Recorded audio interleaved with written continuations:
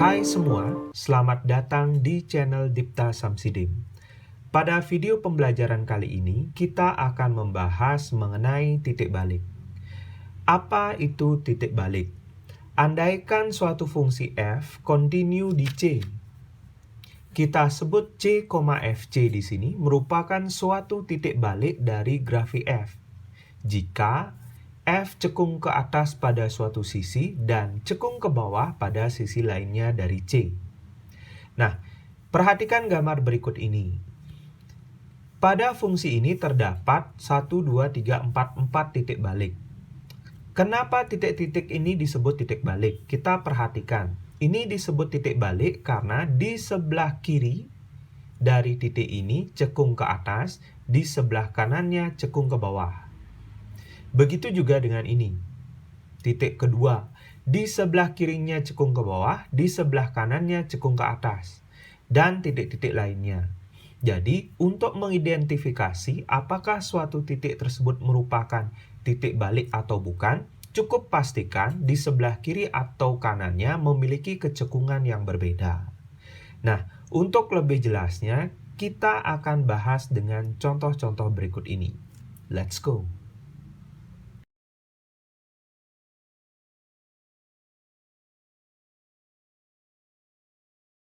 Contoh yang pertama, tentukan titik balik dari fx sama dengan x pangkat 4 ditambah 8x pangkat 3 dikurangi 2. Untuk menentukan titik baliknya dia atau fungsi ini, maka kita harus menurunkan fungsinya sebanyak 2 kali. Kemudian setelah itu kita periksa kecekungan yang ada di setiap titiknya. Nah, kita coba. Jadi kita turunkan dulu sekali, fx sama dengan x pangkat 4 ditambah 8x pangkat 3 dikurangi 2, kita turunkan sekali. 4x pangkat 3 plus 24x kuadrat. Kemudian kita turunkan lagi sekali, kita cari turunan keduanya, atau double aksen, 12x kuadrat ditambah 48x. Sehingga dari sini kita akan peroleh f double aksen x akan sama dengan kita keluarkan 12x-nya, x ditambah 4. Kemudian f double aksen x kita akan sama dengankan 0, tujuannya untuk memperoleh titik kritis yang nantinya akan menjadi titik balik dari fungsi ini. 12x sama dengan 0, kemudian x plus 4 sama dengan 0. Sehingga dari sini diperoleh x sama dengan 0 dan x sama dengan negatif 4. Nah, dari sini kita peroleh dua titik ini sebagai acuan untuk menentukan titik baliknya. Kemudian kita buat garis bilangannya. Jadi garis bilangannya ada negatif 4, kemudian ada 0. Di sini kedua titiknya tersebut berlubang. Nah, kemudian dari sini kita akan cek nilai kecekungannya, apakah cekung ke atas atau cekung ke bawah. Yang perlu kalian ingat dari materi sebelumnya, jika fungsinya turunan kedua lebih besar dari 0, maka fungsi tersebut cekung ke atas.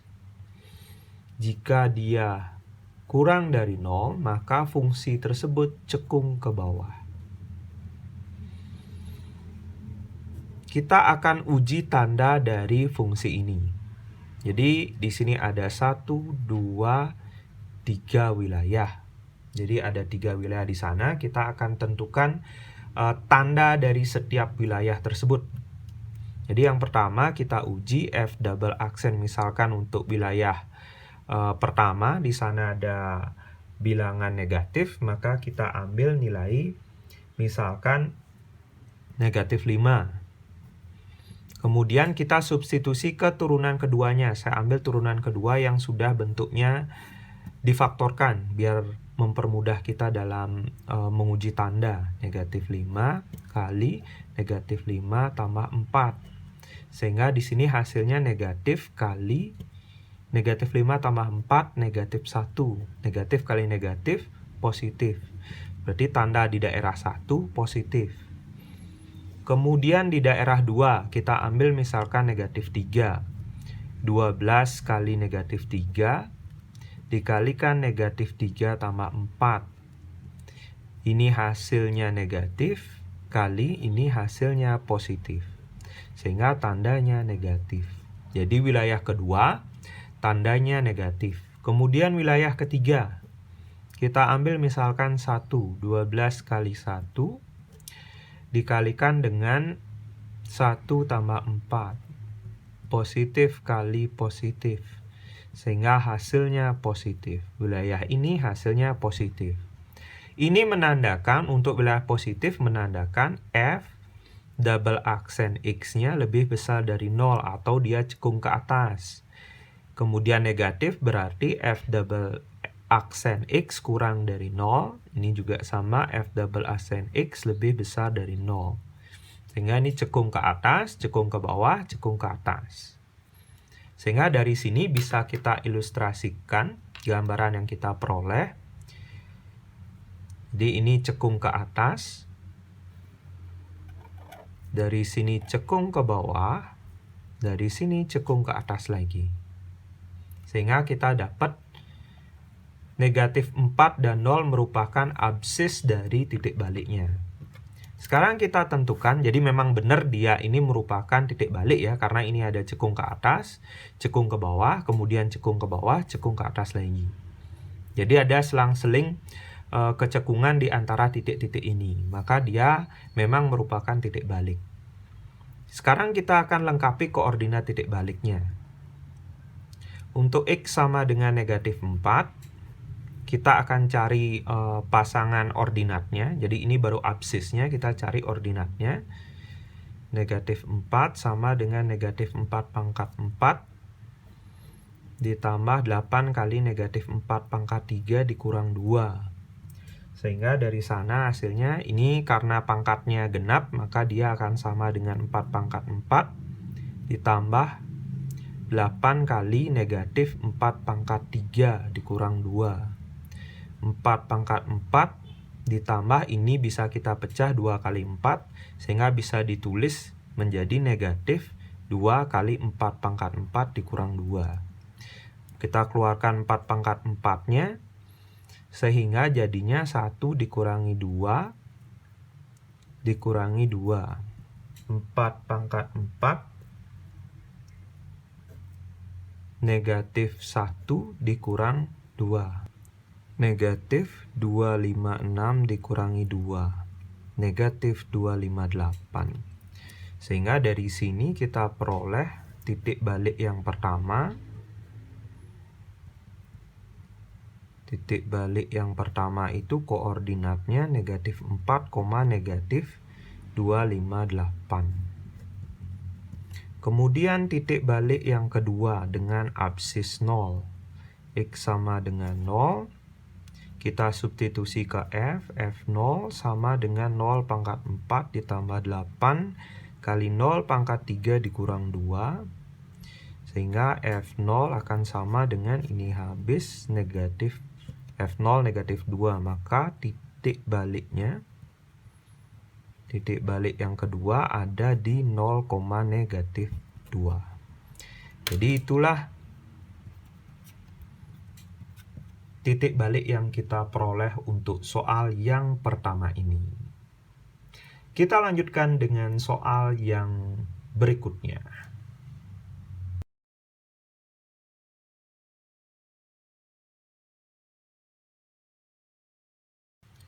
Soal yang kedua, tentukan titik balik dari fungsi TT sama dengan 3T pangkat 3 dikurangi 18T. Jadi dari sini kita tinggal cari turunan kedua dari fungsinya. Jadi kita turunkan 2 kali. 9T kuadrat min 18. Kita turunkan lagi sekali. 18T dikurangi 0, atau kita langsung aja tulis 18T. Kemudian kita sama dengankan dengan 0 untuk memperoleh titik kritis atau titik-titik yang nantinya akan menjadi titik balik. Jadi 18T sama dengan 0, sehingga T sama dengan 0. Sehingga kita peroleh titik yang nantinya berkemungkinan menjadi titik balik berada di absis T sama dengan 0. T double aksen T, jadi 0, ini garis bilangannya. Kemudian kita uji apakah ini ada dua wilayah ya, apakah di kedua wilayah ini kecekungannya berbeda atau sama.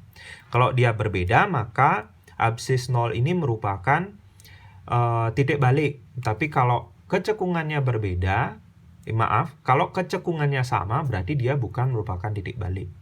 Sekali lagi, kita akan cek nilai kecekungan dari wilayah di sebelah kiri atau kanannya. Jika berbeda, berarti dia merupakan titik balik. Jika tidak, berarti dia bukan titik balik. Nah, kita akan uji. Jadi kembali saya ingatkan, jika T double aksen T lebih besar dari 0, ini menandakan fungsi T tersebut untuk interval itu atau wilayah itu cekung ke atas. T double aksen T kurang dari 0, fungsi T cekung ke bawah untuk interval tersebut atau wilayah itu. Sekarang kita uji di sebelah kiri dari 0, bilangan negatif kita ambil negatif 1, kita masukkan ke double aksennya. 18 kali negatif 1 ya hasilnya tandanya negatif. Ini cuma uji tanda ya, kita menguji tandanya. Kita gunakan uji tanda di sini. Kemudian di wilayah kanannya, T double aksen kita ambil misalkan 1. Ini tidak harus kalian orek-orek ya. Kalau kalian bisa untuk memikirkannya saja atau menghitungnya di dalam otak ya selesai. Jadi tidak usah ditulis seperti ini. Ini cuma arah berpikirnya aja seperti ini. 18 kali 1 sama dengan tandanya positif. Jadi yang kita ambil hanya tandanya saja. Negatif berarti T itu cekung ke bawah. Karena negatif itu berarti kurang dari ya. Positif itu lebih besar. Berarti ini T cekung ke atas. Karena dia lebih besar. Sehingga kalau kita ilustrasikan kondisi dari gambarnya bisa seperti ini. Jadi di satu sisi ada cekung ke bawah, di satu sisi ada cekung ke atas. Berarti absis 0 ini merupakan titik balik. X sama dengan 0. Sekarang kita cari pasangan ordinatnya dengan cara mensubstitusi, maksudnya T di sini ya. Dengan mensubstitusi ke fungsi asalnya. T di mana T kecil sama dengan 0. 3 kali 0 pangkat 3 dikurangi 18 kali 0. Ini habis, sehingga hasilnya 0. Maka dari sini koordinatnya di 0,0. Jadi titik baliknya itu koordinatnya di 0,0. Jadi kesimpulan dari materi kali ini, untuk mengetahui suatu titik balik dari fungsi, pertama kita cari dulu titik kritisnya, kemudian kalian uji menggunakan uji turunan kedua, nilai kecekungan di sebelah kiri atau di sebelah kanan titiknya. Kalau titiknya tersebut memiliki kecekungan yang berbeda di kiri maupun di kanannya, maka dia merupakan titik balik. Tapi kalau sama atau sebaliknya, ya berarti dia bukan titik balik. Baik, terima kasih sudah menonton video ini. Semoga penjelasan dari saya mudah untuk kalian pahami. Tetap dukung video-video pembelajaran saya dengan cara klik like, subscribe, kemudian komen, share video ini ke teman-teman kalian juga. Sekali lagi terima kasih, sampai jumpa di video selanjutnya. Dah.